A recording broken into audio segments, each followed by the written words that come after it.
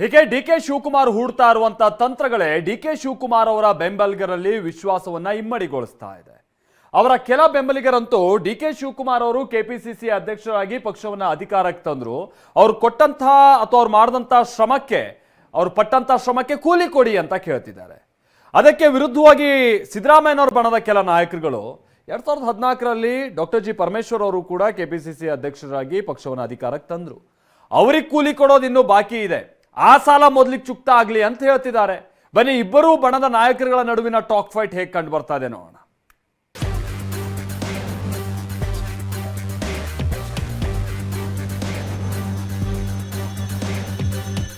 DK ಶ್ರಮ ಮುಂದಿಟ್ಟು ಕೂಲಿ ಕೇಳಿದ ಡಿಕೆ ಬಣ. ಕೆಲಸ ಮಾಡಿದ್ರೆ ತಾನೇ ಕೂಲಿ ಕೊಡ್ತೀವಿ, ಸುಮ್ಮನೆ ಓಡಾಡಿದ್ರೆ ಕೂಲಿ ಕೊಡೋಕ್ಕಾಗ್ತದ? ಹಳೆ ಕೂಲಿ ನೆನಪಿಸಿ ಚುಕ್ತ ಮಾಡಿ ಎಂದ ಸಿದ್ದು ಬಣ. ಇವ್ರು ಕೂಲಿ ಕೇಳೋರು ಅವ್ರದ್ದು ಕೂಲಿ ಕೇಳ್ತಾರಲ್ಲ, ಅದು ಹಳೆ ಕೂಲಿ ಸಾಲ ಇರೋದು, ಮೊದಲು ಅದನ್ನು ಚುಕ್ತ ಹಾಕಿ ಆಮೇಲೆ ಈ ಚುಕ್ತ ಮಾಡಿ. ತಾರಕಕ್ಕೇರಿದ ಕುರ್ಚಿ ಕಾಳಗದಲ್ಲಿ ರೋಚಕ ಬಣ ಬಡಿದಾಟ.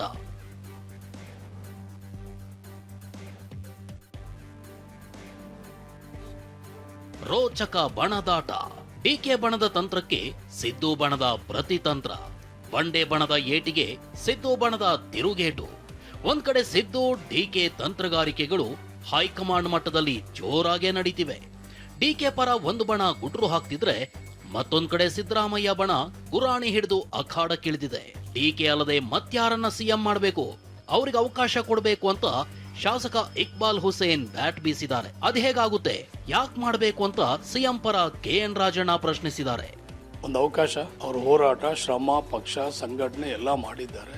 ಪಕ್ಷಕ್ಕೆ ಅವ್ರದ್ದು ತ್ಯಾಗ ಇದೆ. 45 ವರ್ಷ ಸುದೀರ್ಘವಾಗಿ ಒಂದೇ ಪಕ್ಷದಲ್ಲಿ ಗುರುತಿಸ್ಕೊಂಡು ಅವ್ರು ಕೆಲಸ ಮಾಡಿದ್ದಾರೆ. ಹೋರಾಟ ಮಾಡಿಲ್ವಂತೀರಾ? ಇನ್ಯಾರನ್ನ ಮಾಡಬೇಕು ಅಂತ, ಇನ್ಯಾರು ಮಾಡ್ಬೇಕಂತಿದ್ದೀರಾ ಹೇಳಿ? ಯಾಕಾಗ್ತದೆ, ಯಾಕೆ ಮಾಡಬೇಕು?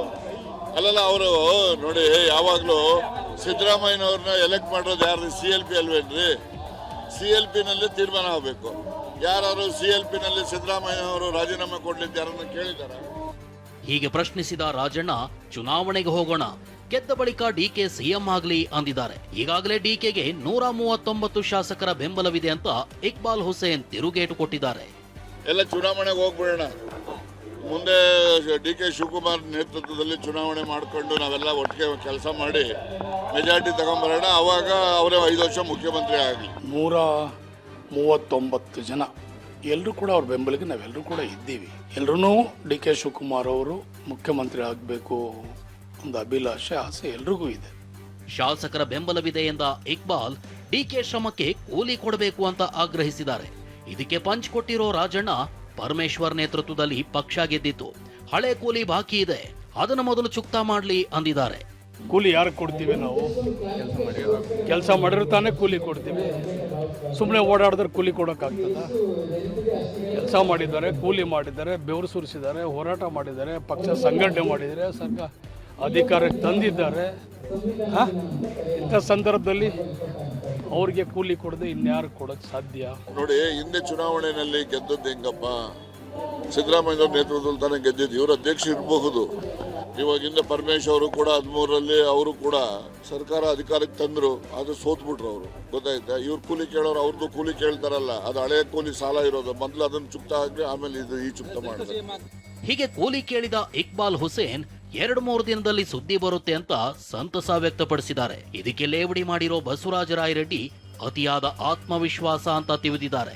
ಇನ್ನು 2-3 ದಿವಸದಲ್ಲಿ ಸುದ್ದಿ ಬರ್ತದೆ ಅಂತ ಹೇಳ್ತಾ ಇದ್ರೆ ನಾನು ಬಹಳ ಖುಷಿಯಾಗಿದ್ದೀನಿ. ಬಹಳ ಸಂತೋಷಪ್ಪ.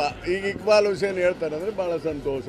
ಅತಿಯಾದ ಆತ್ಮವಿಶ್ವಾಸ ಇರುವ ವ್ಯಕ್ತಿಗಳು ಕೆಲವು ಇರ್ತಾರೆ, ಅದರಲ್ಲಿ ಅವರು ಒಬ್ರು. ಡಿಕೆ ಬಣದ ನಾಯಕರು ಹೈಕಮಾಂಡ್ ಮೇಲೆ ನಂಬಿಕೆ ಇಟ್ಟಿದ್ದಾರೆ. ಆದ್ರೆ ದಲಿತ ಸಿಎಂ ದಾಳ ಉರುಳಿಸಿರೋ ಸಿದ್ದು ಟೀಮ್ ದಲಿತ ಸಿಎಂ ಚರ್ಚೆಯನ್ನ ಜೀವಂತವಾಗಿಡೋ ಯತ್ನದಲ್ಲಿದ್ದಾರೆ. ಅಷ್ಟೇ ಅಲ್ಲ, ಸಿಎಂ ಜೊತೆಗೆ ನಾವಿರ್ತೀವಿ ಅಂತಿದ್ದಾರೆ. ಪಕ್ಷದ ಜೊತೆ ಒಳಗಡೆ ಲೀಡರ್ಶಿಪ್ ಇದ್ದೇ ಇರ್ತದೆ. ಯಾವುದೇ ಪಕ್ಷದಲ್ಲಿ ಲೀಡರ್ನನ್ನ ಗುರುಸ್ಕೊಂಡಿರ್ತಾರೆ. ಹಂಗೆ ಕೂಡ ನಾವು ಸಿದ್ದರಾಮಯ್ಯ ಗುರುಸ್ಕೊಂಡಿದ್ವಿ. ಅದು ಹಿಂದೂ ವಿದ್ಯಾರ್ಥಿ ಇವತ್ತು ಕೂಡ ಅದು ಇದ್ದೇ ಅದ್ರಲ್ಲಿ ಏನು ಬದಲಾವಣೆ ಇರಲ್ಲ. ದಲಿತರಾಗಲಿ, ಹಿಂದುಳಿದವರು ಆಗಲಿ, ಮುಂದುವರೆದವರು ಆಗಲಿ, ಯಾರಾಗಬೇಕಾದ್ರೂ ಹೈಕಮಾಂಡ್ ಈಗ ಜೊತೆಗೆ ಇದ್ದೇ ಇರ್ತೀವಲ್ಲ. ಅವ್ರು ಮುಖ್ಯಮಂತ್ರಿ ಆಗಿದ್ದಿರ್ತೀವಿ, ಇರೋದಿಲ್ಲ ಅಂತ ಹೇಳಕ್ಕಾಗತ್ತಾ? ಇಷ್ಟೆಲ್ಲಾ ಬೆಳವಣಿಗೆಗಳ ಮಧ್ಯೆ ಸಿಎಂ ಸಿದ್ದರಾಮಯ್ಯ ಅಂಬೇಡ್ಕರ್ ಭವನದಲ್ಲಿ ಸಂವಿಧಾನದ ದಿನಾಚರಣೆ ಆಚರಿಸಿದ್ರು. ಸಚಿವ ಎಚ್.ಸಿ. ಮಹದೇವಪ್ಪ, ಕೆಎಚ್ ಮುನಿಯಪ್ಪ ಸಾಥ್ ಕೊಟ್ರು. ದಲಿತ ನಾಯಕರು ವೇದಿಕೆ ಮೇಲೆ ಸಿಎಂಗೆ ಹಾರ ಹಾಕಿ ಸನ್ಮಾನಿಸಿದ್ರು. ಕಾಂಗ್ರೆಸ್ ಮನೆಯ ಕಿತ್ತಾಟ ಬಿಜೆಪಿಗೆ ಆಹಾರವಾಗಿದೆ. ಸಿಎಂ ಯಾರು ಅಂತ ಹೇಳಿ ಅಂತ ಅಶೋಕ್ ಒತ್ತಾಯಿಸಿದ್ದಾರೆ. ಆಡಳಿತ ಮಾಡಲು ಸಾಧ್ಯವಾಗದಿದ್ರೆ ವಿಧಾನಸಭೆ ವಿಸರ್ಜಿಸಿ ಅಂತ ವಿಜಯೇಂದ್ರ ಆಗ್ರಹಿಸಿದ್ದಾರೆ.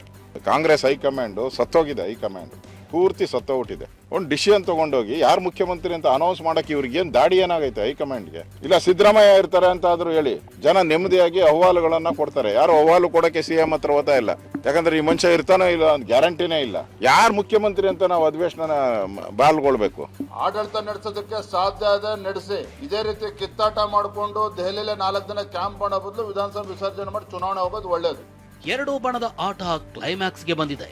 ಇದೇ ಶನಿವಾರ ನವೆಂಬರ್ 29ಕ್ಕೆ ಸಂಧಾನ ಸಭೆ ನಡೆಯುತ್ತಾ ಅನ್ನೋದು ನಿಗೂಢವಾಗಿದೆ. Bureau report, TV9.